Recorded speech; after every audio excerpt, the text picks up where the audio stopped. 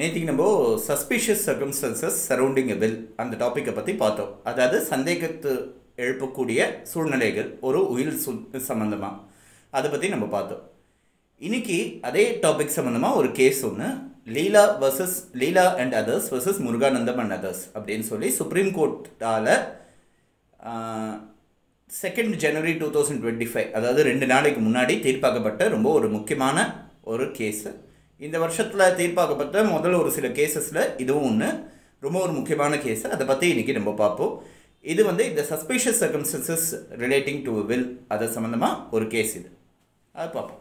இந்த கேஸோட ஃபேக்ட்ஸ் பார்த்தோன்னா, பாலசுப்ரமணிய தந்திரியார்னு ஒருத்தர் இருந்தார். அவருக்கு 2 மனைவி. முதல் மனைவி பேர் ராஜம்மாள். ராஜம்மாள் மூலமாக 4 வாரிசு அவருக்கு. முதல் வாரிசு பேர் முருகானந்தம், ரெண்டாவது வாரிசு பேர் கணேசமூர்த்தி, 3வது வாரிசு பேர் கண்ணன், 4வது வாரிசு பேர் மகாலட்சுமி. 4 வாரிசு, ஒரு பெண் 3 ஆண் குழந்தை. 2வது மனைவி பேர் லீலா. இந்த முதல் மனைவி உயிரோடு இருக்கும்போதே இன்னொரு திருமணம் பண்ணியிருக்காரு. 2வது மனைவி பேர் லீலா. லீலா மூலமாக 2 வாரிசு அவருக்கு. அந்த 2வது மனைவி மூலமாக பிறந்த குழந்தைங்க தான் சிவகுமார், மகேஸ்வரி, 2 வாரிசுகள். இப்போது பாலசுப்ரமணிய தந்திரியாருக்கும் முதல் மனைவி ராஜம்மாளுக்கும் ஒரு சில கருத்து வேறுபாடுகள் ஏற்பட்டு அவர் இந்த ராஜம்மாள்ன்றவங்க மேலே ஒரு கேஸ் ஒன்று, வழக்கு ஒன்று போடுறாரு. 1986 அப்போ ஒரு வழக்கு ஒன்று போடுறாரு. அந்த வழக்கு கொஞ்சம் நாள் போன அப்புறம் ஊர் பெரியவங்க எல்லாரும் சேர்ந்து சமரசம் பேசி வச்சுருக்காங்க. சமரசம் மூலமாக ஒரு பார்ட்டிஷன் டீடு, பாகப்பிரிவினை பத்திரம் பாலசுப்ரமணிய தந்திரியார் ஒன்று எக்ஸிக்யூட் பண்ணி ரெஜிஸ்டர் பண்ணுறாரு. இந்த பார்ட்டிஷன் டீடில் 4 ஷெட்யூல், 4 அட்டவணை ஒன்று கொடுக்குறாங்க. முதல் அட்டவணை ஒரு 22 சொத்து வகைகள் அவரே ரீட்டைன் பண்ணிக்கிற மாதிரியும், மிச்சம் 3 அட்டவணையில், ஒரு அட்டவணையில் இருக்கிற சொத்து வகைகளில் அந்த 3 ஆண் வாரிசுகளுக்கும், ஒரு அட்டவணையில் இருக்கிற சொத்து வகைகள்லாம் அவர் முதல் மனைவியான ராஜம்மாளுக்கும், அடுத்த அட்டவணையில் இருக்கிற சொத்து வகைகள்லாம் முதல் மனைவி மூலமாக பிறந்த பெண் குழந்தைக்கும். அதாவது முதல் அட்டவணை மூலமாக நடந்ததை அவர் பாலசுப்ரமணிய தந்திரியார் வச்சுக்கிறாரு. அவரோட சொத்து 22 சொத்து வகைகள் அவர் வச்சுக்கிறாரு. 2வது அட்டவணையில் இருக்கக்கூடியது 3 ஆண் வாரிசுகளுக்கு, அதாவது முருகானந்தம், கணேசமூர்த்தி, கண்ணன் 3 பேருக்கும் இருக்கிற சேர வேண்டியது அப்படின்னு சொல்லி ஒரு சில சொத்துக்களை பிரித்து கொடுக்குறாரு. அதுக்கப்புறம் ஒரு அட்டவணையில் இருக்கிற சொத்தை இவங்களுக்கு, அதாவது ராஜம்மாள்ன்றவங்களுக்கு பிரித்து கொடுக்குறாரு. 4வது அட்டவணையில் இருக்கிறத ராஜம்மாள் மூலமாக பிறந்த பெண் குழந்தை, அதாவது மகாலட்சுமின்றவங்களுக்கு பிரித்து கொடுக்குறாருங்க. அப்போ அவங்க மைனராக இருக்காங்க, மகாலட்சுமின்றவங்க. ஸோ இந்த மாதிரி ஒரு பாகப்பிரிவினை பத்திரம் ஒன்று போட்டு ரெஜிஸ்டர் பண்ணிடுறாரு. ரெஜிஸ்டர் பண்ணி கொஞ்ச நாள் ஆறுது. அதுக்கப்புறம் 1991 அவர் இறந்து போய்டுறாரு. இறந்து போன அப்புறம் அவருக்கு இருக்கிற சொத்து, அதாவது அவருக்குன்னு சேர்த்து ஏற்று வச்சுட்ட அந்த முதல் அட்டவணையில் இருக்கிற 22 சொத்துகள் இருக்குது. அந்த 22 சொத்துகள் மேலேயும் இவங்க பாகப்பிரிவினை கேஸ் ஒன்று, பார்ட்டிஷன் சூட் ஒன்று ஃபைல் பண்ணுறாங்க. என்ன சொல்கிறாங்கன்னா, 2வது மனைவி முதல் மனைவி திருமணம் இருக்கும்போதே, முதல் மனைவி உயிரோடு இருக்கும்போதே 2வது திருமணம் பண்ணியிருக்காங்க. அதாவது 2வது திருமணம் செல்லாது, அதுலேருந்து பிறந்த குழந்தைங்களுக்கு சொத்துல பங்கு தர முடியாது, எங்களுக்கு தான் அந்த மொத்த சொத்தும் சேரணும்.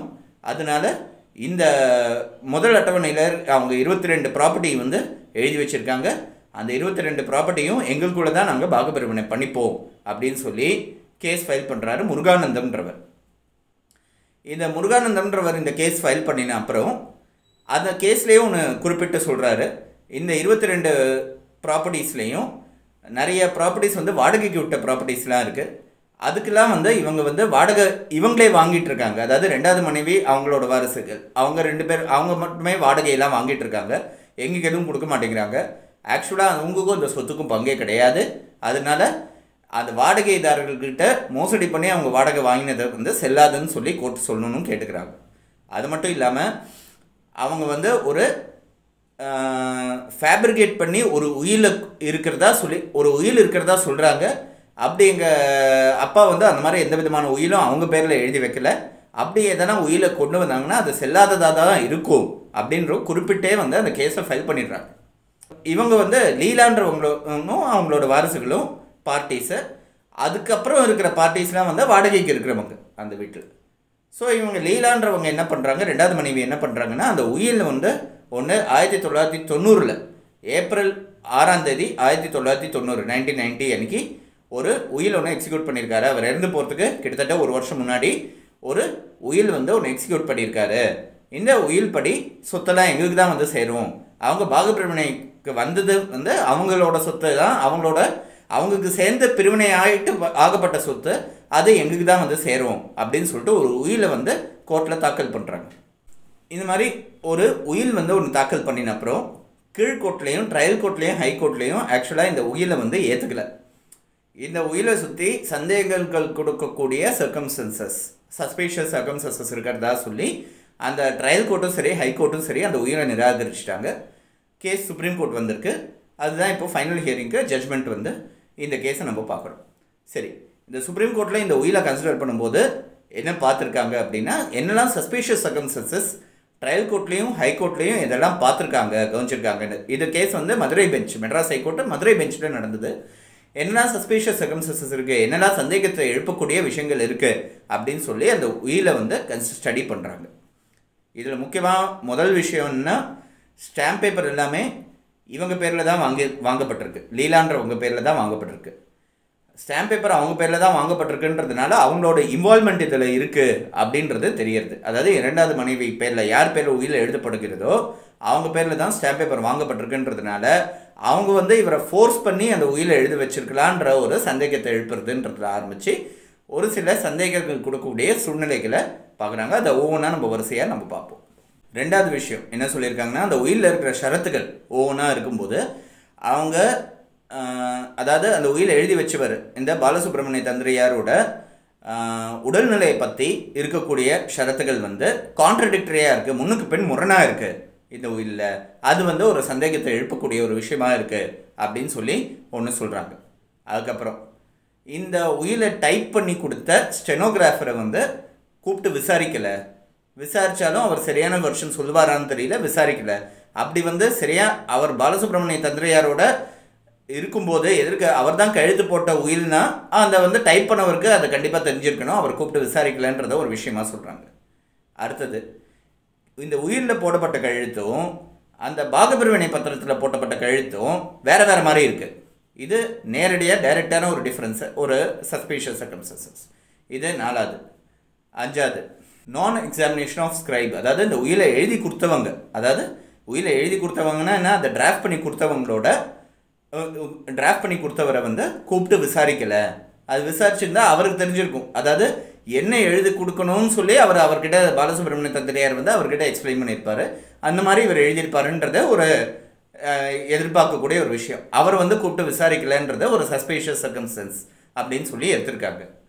இதுக்கு அடுத்தது ஒன்று என்னென்னா, இவங்க வந்து எங்கே இந்த உயில் கழுத்து எழுதப்பட்டது அப்படின்னு சொல்லி இந்த பிளேஸ் ஆஃப் எக்ஸிக்யூஷன் ஆஃப் வில்லை பொறுத்த வரைக்கும் அந்த கேஸோட ப்ரொசீடிங்ஸ் அப்போது முன்னுக்கு பின் முரணான ஒரு ஸ்டேட்மெண்ட் ஒன்று கொடுத்துருக்காங்க, இங்கே இல்லை இங்கே அப்படின்னு சொல்லி கான்ட்ரடிக்டரி ஸ்டேட்மெண்ட்ஸ் வந்து அந்த கேஸை விசாரிக்கும் போது கொடுத்துருக்காங்க அப்படின்றது அடுத்த இன்னொரு விஷயம். இதுக்கு அடுத்தது ரொம்ப முக்கியமான விஷயம், failure to prove that the testator understood the contents of the will. அதாவது அவர் வந்து இந்த உயில் சாசனத்தில் இருக்கக்கூடிய ஷரத்துக்களை புரிஞ்சுக்கிட்டு தான் அவர் கழுத்து போட்டாருன்னு சொல்லி எந்த விதமான ஆதாரங்களையும் சமர்ப்பிக்கலை அப்படின்னு சொல்லி சொல்கிறாங்க.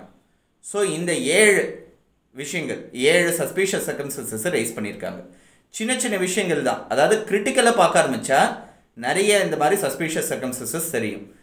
அது கிரிட்டிக்கலாக பார்க்கலனாக்கா எந்த விதமான ப்ராப்ளம் இல்லை. கிரிட்டிக்கலாக பார்க்க ஆரம்பிக்கும் போது இதை டிஃபீட் பண்ணுறதுக்கு ஒரு சிலது இருந்திருக்கலாம். ஆனால் இந்த பர்டிகுலர் கேஸில் அந்த மாதிரி எதுவுமே இவங்களால் ரைஸ் பண்ண முடியல.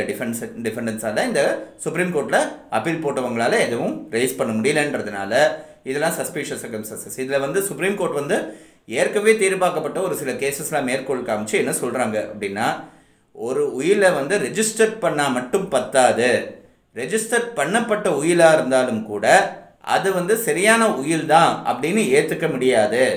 அப்படியே ரெஜிஸ்டர் பண்ணப்பட்டு ஒரு உயில் வந்திருந்ததுன்னா கூட அதை இந்தியன் எவிடன்ஸ் ஆக்ட், அதாவது இந்திய சாட்சிய சட்டத்தின்படியும் இந்திய சக்சஷன் ஆக்ட் படியும் அதை கோர்ட்டுக்கு முன்னாடி கொண்டு வந்து முறையாக ப்ரூவ் பண்ண வேண்டியது அவசியமான விஷயமாக இருக்குது அப்படின்னு சுப்ரீம் கோர்ட் கேட்டகோரிக்கலாக சொல்லியிருக்காங்க. இது ரொம்ப முக்கியமான ஃபைண்டிங் இந்த கேஸில். அதாவது ஒரு ரெஜிஸ்டர் பண்ணிட்டா மட்டும் அது ஃப்ரீ ஃப்ரம் ஆல், ஒரு டவுட்டே இல்லாமல் ஃப்ரீ ஃப்ரம் ஆல் சஸ்பிஷன்றது கிடையாது. அப்படிப்பட்டது ஒரு முக்கியமான ஒரு அப்சர்வேஷனை இந்த கேஸில் கொடுத்துருக்காங்க. ஸோ இதெல்லாம் சேர்ந்து இந்த வில்ல இத்தனை 7 சஸ்பீஷியஸ் சர்க்கம்ஸ்டன்சஸ் இருக்குன்றதை கன்சிடர் பண்ணி சுப்ரீம் கோர்ட் வந்து கீழே கொடுத்த 2 கோர்ட்டோட தீர்ப்பையும் அங்கீகரித்து அப்ஹோல்ட் பண்ணி இந்த கேஸை வந்து அப்பீலை வந்து டிஸ்மிஸ் பண்ணியிருக்காங்கன்றது நமக்கு தெரியுது. ஸோ இதில் என்னென்னா சஸ்பீஷியஸ் சர்க்கம்ஸ்டன்சஸோட இம்பார்ட்டன்ஸு, அதை எப்படி ரெய்ஸ் பண்ணுறதுன்றது இதுக்கு முன்னாடி நம்ம பார்த்த வீடியோவில் சஸ்பீஷியஸ் சர்க்கம்ஸ்டன்சஸ் இல்லாமல் ஃபுல் ப்ரூஃபாக எப்படி ஒரு உயிலை க்ரியேட் பண்ணுறதுன்றதை நம்ம பார்த்தோம். அதாவது ஒரு உயிலை வந்து எப்படி டிராஃப்ட் பண்ணி நாளைக்கு எந்த விதமான பிரச்சனையும் இல்லாத மாதிரி அந்த உயில் எழுதி கொடுத்தவரை உயிரோடு இருக்கும் போதே அதனால அந்த ஹோல்ஸ் எல்லாம் பிளாக் பண்ணுற மாதிரி என்னெல்லாம் பண்ணணுன்றதை நம்ம இதுக்கு முன்னாடி இந்த வீடியோஸில் பார்த்தோம். இப்போது ஒரு வில்ல வந்து எப்படி ஒரு சஸ்பிஷனை ரெய்ஸ் பண்ணுறதுன்றதையும் பார்க்க வேண்டியதாக இருக்குது. ஸோ ஒரு சின்ன சின்ன விஷயங்கள், அது பின்னாடி இருக்கிற சர்க்கம்ஸ்டன்சஸ், பின்னாடி இதே சஸ்பிஷியஸ் சர்க்கம்ஸ்டன்சஸ் மற்ற கேஸ்லாம் சரியாக அமையுன்றதை நம்மளை சொல்ல முடியாது.